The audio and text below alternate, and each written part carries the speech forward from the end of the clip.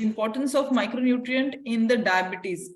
पर जरूरी नहीं है कि ये विटामिन जिनको डायबिटीज है उन्हीं को लेना चाहिए, उन लोगों को भी ये बहुत जरूरी है जो लोग नॉर्मली, जिनके बॉडी में सही से कुछ भी काम नहीं कर रहा है, या कोई भी बॉडी पार्ट या बॉडी ऑर्गन में डैमेज है, यानी आपके हार्मोन सही से काम नहीं कर रहे हैं, आपका पेट बड़ा हो गया है, अगर आपका इंसुलिन रेगुलर नहीं काम कर रहा है, तो जितने भी रीजंस होते हैं वो सारे रीजंस के, स्पेशली जो मेटाबॉलिक डिसऑर्डर होते हैं, इन सबको मेटाबॉलिक डिसऑर्डर कहा जाता है। बेली फैट का बढ़ना, आपका पीसीओडी, आपका डायबिटीज, हाइपरटेंशन, कार्डियक डिजीज, जो आपके रेगुलर लाइफस्टाइल में कुछ चेंजेस करने से ठीक हो जाते हैं। इसके लिए आपको दवाइयों की जरूरत नहीं पड़ती। अगर आप छोटे छोटे चेंजेस आपकी लाइफ में करोगे, आपके फूड में करोगे, आपके हैबिट्स में करोगे, तो ऑटोमेटिकली जो है आपका जो डायबिटीज है और ये जो लाइफस्टाइल डिजीजेस है वो सही हो जाते हैं। एक सेकेंड, हाँ, ओके, चलिए। सो इसी के साथ हम लोग आज बात करने वाले, एक्चुअली माइक्रोन्यूट्रिएंट क्या होते हैं? माइक्रोन्यूट्रिएंट वो होते हैं जो आपके बॉडी को बहुत ही कम मात्रा में लगते हैं, इसके लिए उनको माइक्रोन्यूट्रिएंट बोलते हैं, यानी कम मात्रा में लगते हैं। अब ऐसे बहुत सारे माइक्रोन्यूट्रिएंट है जो हमारे बॉडी को लगते हैं, तो आज हम लोग सिर्फ वाटर सॉल्युबल माइक्रोन्यूट्रिएंट के बारे में बात करेंगे, ताकि हम लोग छोटे छोटे टॉपिक्स बहुत अच्छे से कवर कर सके। तो जिसमें आते हैं हमारे विटामिन और मिनरल्स। अभी इनका मेन काम क्या होता है? सबसे पहले आपकी इम्यूनिटी, जो लोग बार बार बीमार पड़ते हैं, जिन लोगों के बच्चे फ्रीक्वेंटली बीमार पड़ते हैं, तो उन लोगों को अगर इम्यूनिटी इंप्रोवाइज करना है तो आपको आपके माइक्रोन्यूट्रिएंट पे फोकस करना पड़ेगा। Second, oxidative stress. अभी ऑक्सीडेटिव स्ट्रेस क्या होता है? हम हमारी एज, जिस दिन से हम लोग पैदा हुए हैं उस दिन से हम लोगों का डेथ की तरफ का रास्ता शुरू हुआ रहता है। तो हम लोग छोटे होते हैं, फिर बड़े हो जाते हैं, और धीरे धीरे फिर से एजिंग के प्रोसेस की तरफ बढ़ते हैं। तो ये जो प्रोसेस चलती है, इस प्रोसेस में हमारे बॉडी के अंदर बहुत सारे केमिकल रिएक्शंस होते हैं, और इस रिएक्शन के दरमियान हमारे बॉडी में ऑक्सीजन रिलीज होता है। सो नॉर्मली हमको ऐसा हम लोगों ने पढ़ा है कि ऑक्सीजन बॉडी के लिए जरूरी होता है, लेकिन जो ऑक्सीजन इस केमिकल रिएक्शन से निकलता है एजिंग के प्रोसेस में, वो जो ऑक्सीजन होता है वो हमारे बॉडी के लिए अच्छा नहीं होता, क्योंकि वो एक फ्री रेडिकल होता है, वो बॉडी में इधर उधर घूमते रहता है। और जैसे हम लोगों ने एप्पल देखा होगा, अगर एप्पल हम लोग खुला रखेंगे तो ऑक्सीजन, हवा में मौजूद ऑक्सीजन की वजह से वो काला पड़ने लगता है, और अगर आप उसको वैसे ही छोड़ दोगे तो धीरे धीरे धीरे धीरे वो जो है वो पूरी तरह से काला हो जाता है। तो ये हमारे बॉडी के साथ भी होता है कि अगर हम लोग ऑक्सीडेटिव स्ट्रेस हो रहा है बॉडी के अंदर, तो हमारी एजिंग की प्रोसेस फास्ट हो जाती है, मतलब हम लोग वक्त के पहले बूढ़े होने लगते हैं। तो ये ऑक्सीडेटिव स्ट्रेस को मैनेज करने के लिए हमको एंटीऑक्सीडेंट लेना पड़ता है। जो विटामिन होते हैं हमारे बॉडी के अंदर जो हम लोग खाते हैं, वो एज ए एंटीऑक्सीडेंट काम करते हैं, और जिसकी वजह से हमारी एजिंग की प्रोसेस जो है वो कम हो जाती है। और यही रीजन है कि बहुत सारे लोग जो है कार्ब्स, फैट और प्रोटीन से भी ज्यादा अपने माइक्रोन्यूट्रिएंट पे फोकस करते हैं। Okay. Second, keep your blood sugar level with in the stipulated range. आपकी जो ब्लड शुगर लेवल है उसको नॉर्मल रेंज में रखने के लिए ये माइक्रोन्यूट्रिएंट्स काम करते हैं। सी, ये सारे जो है, वेट गेन हो जाता है, बेली फैट बढ़ गया है, हार्मोन्स इम्बैलेंस हो रहे हैं, that everything is because of your uneven fat levels और हाई ब्लड शुगर लेवल्स। तो आपको क्या ध्यान रखना है इस चीज के तरफ कि सिर्फ आपको आपके माइक्रोन्यूट्रिएंट सही से बॉडी में जा रहे हैं कि नहीं, इस पर फोकस करना है।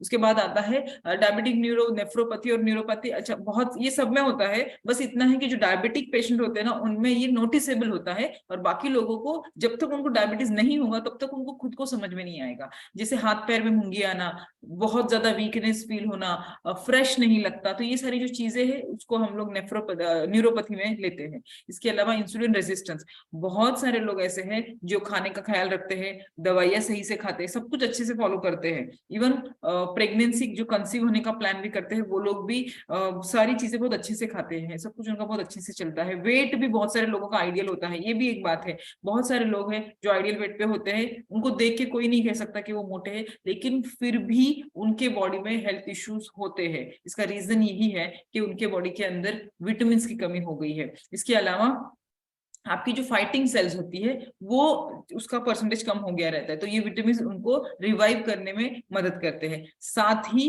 ब्रेन डेवलपमेंट में, सी, अगर आपकी बॉडी में विटामिन नहीं होंगे तो धीरे धीरे आप चीजें भूलने लगते हो। क्यों? क्योंकि आपके ब्रेन को काम करने के लिए विटामिन की जरूरत होती है। उसी तरह अगर आप बच्चों के केस में ऐसे हो जाता है कि उनका ब्रेन डेवलपमेंट सही से नहीं होता, और क्योंकि ब्रेन डेवलपमेंट के लिए विटामिन जरूरी होते हैं, इसीलिए ड्यूरिंग प्रेगनेंसी ही हम लोग विटामिन स्टार्ट कर देते हैं। इतना विटामिन इंपॉर्टेंट होते हैं। इसके अलावा डायबिटीज को वर्स्ट होने से बचाते हैं। अगर डायबिटीज के कॉम्प्लिकेशंस हम लोग किसी और दिन लेंगे, मुझे इसके पहले 2 पार्ट हम लोग ले चुके हैं।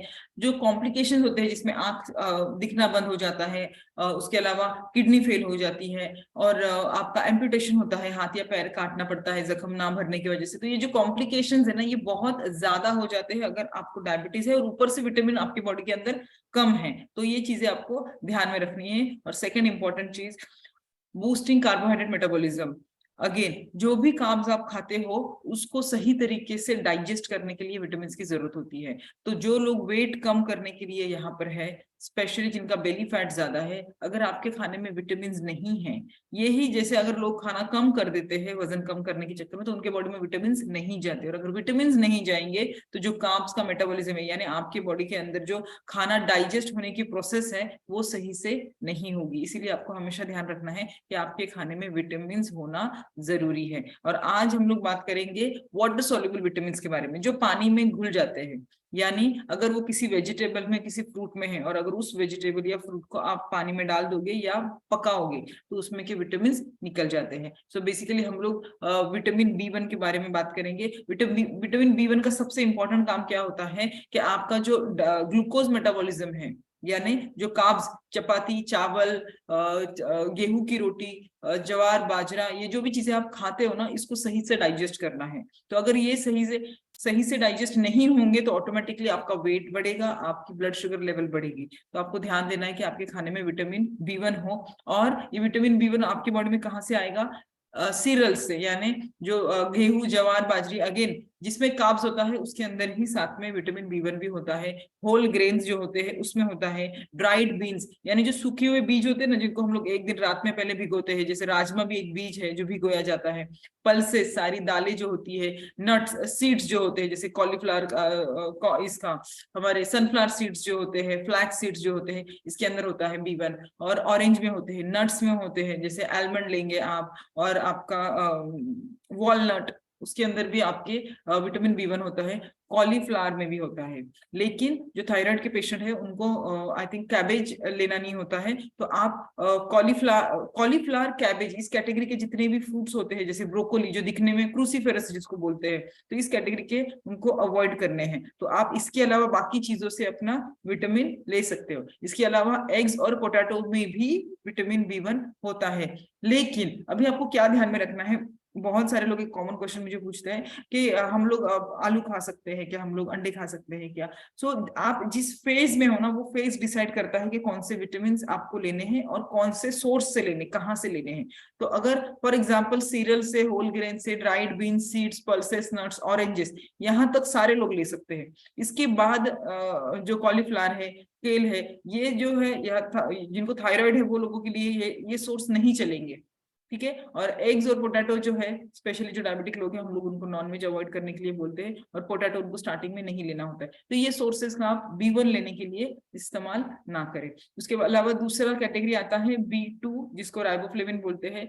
स्पेशली ये आपके दही में होता है, सोया में होता है, चिकन में, एग्स में और आलमंड में। अगेन, अगर आप फेज 1 में हो, स्टार्टिंग के इसमें हो, तो आपको सोया लेना है, आप आलमंड ले सकते हो। जितना हो सके उतना डेयरी प्रोडक्ट और नॉनवेज आपको अवॉइड करना है। इससे क्या हो जाता है, इससे जो लोग प्री डायबिटिक भी है ना, उन लोगों के लिए भी डायबिटिक ना होने के लिए ये जो विटामिन है वो हेल्प करता है। सेकेंड इंपॉर्टेंट चीज, आपकी बॉडी के अंदर इन्फ्लामेशन होती है, यानी सूजन होती है। तो बहुत सारे लोग जब सवेरे उठते हैं तो उनको बॉडी हेवी लगता है, या आंखों के नीचे सूजन होती है, या रिंग टाइट हुआ रहता है, तो इसको हम लोग इन्फ्लामेशन बोलते हैं। तो ये अवॉइड करने के लिए आपको मेक श्योर करना है कि आप ये सारी चीजें आपके खाने में इंक्लूड करें।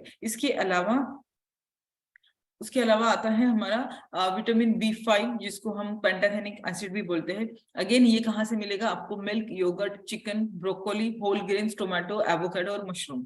तो यहाँ से आपको ये सारे विटामिन मिल जाएंगे। इनका मेन काम क्या होता है? ओवरऑल आपका मेटाबॉलिज्म सेट करना। यानी कि बहुत बार क्या हो जाता है, हम लोग खाते कम है लेकिन बॉडी में वेट स्पीड से बढ़ता है, तो it is because of your metabolism. तो मेटाबॉलिज्म इंप्रोवाइज करने के लिए ये विटामिन की जरूरत पड़ती है। तो आपको मेक श्योर करना है कि ये सारी चीजें जो है आप आपको अपने खाने में इंक्लूड करनी है। और सेकंड मोस्ट इंपॉर्टेंट चीज, ये क्या करता है, आपके बॉडी के अंदर की जो शुगर है उसको तेजी से इस्तेमाल करता है। तो जितने भी लोग हैं, जिन लोगों ने वजन कम करना है, तो आपको मेक श्योर करना है कि अगर आप स्वीट खा भी रहे हो तो उसके बाद विटामिन B5 का कंजम्पशन करो, ताकि अगर जो खाया है तेजी से शुगर इस्तेमाल हो जाए। और अगेन जो डायबिटिक पेशेंट है उन लोगों को भी इससे बहुत फायदा होता है। इसके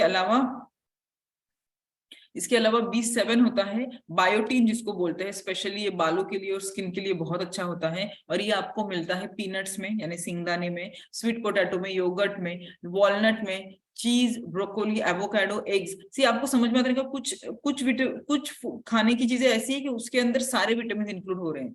तो आपको मेक श्योर करना है कि आपके खाने में आप वो सारी चीजें इंक्लूड करें। और सबसे इंपॉर्टेंट चीज, जब ये बायोटीन हम लोग लेते हैं, इससे आपका हेयर का क्वालिटी इंप्रोवाइज हो जाता है, आपकी स्किन का क्वालिटी इंप्रोवाइज होता है। अभी अगर आप किसी वजह से कभी आपने स्किन के स्पेशलिस्ट को विजिट किया रहेगा, तो अलग से बायोटीन के स्प्रे आते हैं, बायोटीन के अलग से आपको लोशंस मिलेंगे, तो ओरल कंजम्पशन के लिए अलग से बायोटीन अवेलेबल रहता है। सो मेक श्योर आपको ये करना है कि आपके खाने में बायोटीन हो, ताकि इससे एक तो एक्सटर्नल अपीयरेंस इंप्रूव होता है, आपकी एजिंग की प्रोसेस स्लो हो जाती है, स्क्रीन में जो रिंकल्स आते हैं वो इंप्रोवाइज हो जाती है। और सबसे इंपॉर्टेंट चीज, डायबिटिक लोगों में इसका जो स्टोरेज होता है, ग्लूकोज, आपकी बॉडी जो शुगर लेके उसको फैट में स्टोर करती है, जो इंसुलिन रेजिस्टेंस होता है वो कम हो जाता है। सो आपको मेक श्योर करना है कि ये चीजें आपके खाने में इंक्लूड रहे। उसके बाद विटामिन B9 आता है, जिसको फोलिएट बोलते हैं। अगेन ये बहुत सारे ग्रीन वेजिटेबल्स में मिलता है, तो जितनी भी ग्रीन वेजिटेबल्स आपको आपके आसपास दिखाई दे रही है, उसके अंदर फोलेट होता है। सेकेंड, बहुत सारे लेडीज ने ना प्रेगनेंसी के दरमियान वो गोली खाई रहेगी, जो हम लोग स्टार्टिंग के मंथ से ही शुरू करते हैं, फॉलिक एसिड की गोली। सी ये उसी का एक बोलते हैं एक मॉलिक्यूल है ना। क्यों लेना पड़ती है वो, जितना ज्यादा आप लोगे उतना आपके बॉडी के अंदर अच्छे क्वालिटी का ब्लड बनता है। तो जितना अच्छा क्वालिटी का ब्लड बनेगा, जितना अच्छा क्वालिटी का आपके अंदर इसी ब्लड जो है बॉडी को पेट्रोल की तरह काम करता है। तो अगर आपकी गाड़ी अच्छी चलानी है, आपके चाहिए कि आपकी बॉडी की सारी चीजें सही से चलती रहे, तो आपको मेक श्योर करना है कि आपका पेट्रोल गाड़ी के अंदर का अच्छे क्वालिटी का होना चाहिए। और वो ब्लड हमारा पेट्रोल है, तो आपको मेक श्योर करना है कि आप उसको इंक्लूड करें। और इसकी वजह से क्या हो जाता है, जो डायबिटिक पेशेंट होते हैं उन लोगों में कार्डियक इश्यूज नहीं होते, दिल के जो धड़कन का प्रॉब्लम होता है वो नहीं होता। तो आपको ये सारी चीजें आपके खाने में इंक्लूड करना जरूरी है। एंड मोस्ट इंपॉर्टेंट चीज, विटामिन B12, अगेन ये हमारे सीरियल्स में होता है, टोफू में होता है। अच्छा, इसमें फिश टूना और सैल्मन जो फिश आती है, जैसे हम लोग उसको सुरमई बोलते हैं, उसके अंदर भी बहुत सारे विटामिन होते हैं। सेकंड, इसमें चिकन लिवर लिखा हुआ है, लेकिन मैं किसी को भी ऑर्गन मीट एडवाइज नहीं करती। ओके, ऑर्गन मीट नहीं खाना चाहिए, क्यों? क्योंकि उसके अंदर बहुत ज्यादा मात्रा में फैट होता है, तो आप उसको अवॉइड कीजिए। इसके अलावा बाकी की चीजें आप इंक्लूड कर सकते हो। हाँ, उसमें होता है, ये मैं आपको बता रही हूँ, क्यों? क्योंकि आप कहीं अलग जगह और भी पढ़ोगे तो आपको पता चलेगा कि अच्छा इसके अंदर भी विटामिन B12 होता है, लेकिन हम लोग उसको अवॉइड करके कोई और सोर्स इस्तेमाल कर सकते हैं, जिसकी वजह से आपको, बहुत सारे लोगों को बॉडी पेन होते रहता है एक्सरसाइज करने के बाद, या थोड़ा भी चलेंगे तो वो एक्सर्शन उनको फील होता है, तो उस केस में विटामिन B12 कोबालामाइन बहुत यूज होता है। तो आपको मेक श्योर करना है। ये लोग ना बहुत सारे बार क्या करते हैं, पेन किलर्स खाते रहते हैं, तो फ्रिक्वेंटली अगर आप पेन किलर खाओगे तो आपकी किडनी पे इफेक्ट होता है। उससे बेटर कि आप आपके खाने में B12 इंक्लूड करो, ताकि आपको जो है पेन मैनेजमेंट आपके बॉडी के लिए आसान हो जाए। And last but not the least, vitamin C, ascorbic acid, जितने भी सिट्रस फ्रूट होते हैं, जितने भी खट्टे फ्रूट होते हैं, वो आपके बॉडी में खाने में होना जरूरी है। इसके अलावा बेल पेपर, कैप्सिकम, जो कलर्ड आते हैं ना हमारे, शिमला मिर्ची जो अलग अलग कलर में आती है, वो भी बहुत अच्छा एंटीऑक्सीडेंट होती है, वो भी आपको आपके खाने में इंक्लूड करना जरूरी है। साथ में स्ट्रॉबेरीज, टोमेटो, उसी में भी ये रहता है। अब ये सारी चीजें अगर आप जब अपने खाने में इंक्लूड करते हो, तो ये बहुत पावरफुल एंटीऑक्सीडेंट बोल के काम करती है। लेकिन इतने सारी चीजें आपके बॉडी में एक साथ जाना थोड़ा सा डिफिकल्ट है, इसीलिए हम लोग शेक यूज करते हैं। अभी अगर किसी ने शेक का डब्बा उठा के देखा रहेगा, तो आपको रियलाइज होगा ये तो मैंने सिर्फ वाटर सोल्यूबल बताया है। नेक्स्ट सेशन में हम लोग फैट सोल्यूबल, फिर मिनरल्स के बारे में बात करेंगे। और जो जो हम लोग ये बताएंगे, आप श्योर करना कि आपका डब्बा उठाना और उसके अंदर वो देखना। इसीलिए जब लोग शेक लेते हैं और सारी चीजें प्रॉपरली फॉलो करते हैं, तो उनको ये कंप्लेंट होने के चांसेस कम हो जाते हैं। और इसीलिए इनिशियल फेज में हम लोग उनको शेक एडवाइस करते हैं। इससे क्या हो जाता है, आपकी बॉडी के अंदर इतना ज्यादा डेफिशिएंसी हो गई रहती है कि अगर आप खाने के थ्रू चीजें लेना शुरू करोगे तो इट विल टेक टाइम।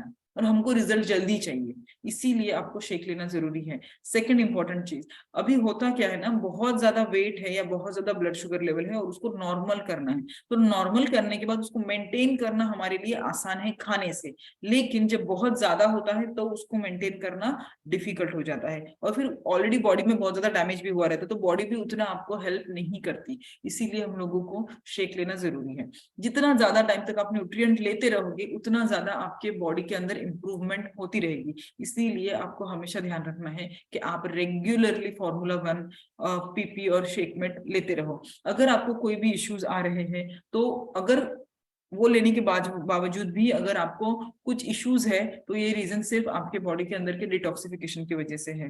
क्यों? क्योंकि बॉडी के अंदर इतने ज्यादा टॉक्सिन्स जमा हो जाते हैं कि वो एब्जॉर्ब करने के लिए प्रॉब्लम होती है। इसीलिए बहुत बार बहुत सारे लोगों को इनिशियल फेज में वोमिटिंग, नौशिया जैसा होता है, बट एक बार आप उन चीज को अडॉप्ट हो जाते हैं, बॉडी उसको एक्सेप्ट कर लेती है, तो ऑटोमेटिकली आपकी जो गाड़ी है वो रूटीन पे आ जाती है। सो होप कि सब लोगों को ये समझ में आ गया रहेगा कि क्यों उनको विटामिन पे फोकस करना है। हम लोग बहुत बार कार्ब्स, फैट, प्रोटीन्स के बारे में बात करते हैं, लेकिन उसके साथ इक्वल ही माइक्रोन्यूट्रिएंट इंपॉर्टेंट होते हैं। और एक बार मैंने एक इंटरव्यू देखा था जॉन जॉन अब्राहम का, तो उन्होंने मुझे मतलब मैं वीडियो देख रही थी, उन्होंने उनको उनको पूछा गया कि आप कैसे अपना इतना फिटनेस मेंटेन करते हो। सो उन्होंने एकदम सिंपल 2-3 वर्ड में ये आंसर किया था, I take care of my micros, I just take care of my micros, यानी मैं अपने माइक्रो न्यूट्रिएंट को ज्यादा ध्यान देता हूँ, और अगर वो करोगे तो ऑटोमेटिकली एजिंग का प्रोसेस जो है वो स्लो हो जाता है, क्योंकि आपके ऑर्गन ज्यादा एफिशिएंटली काम करने लगते हैं। सो मेक श्योर कि आप आपके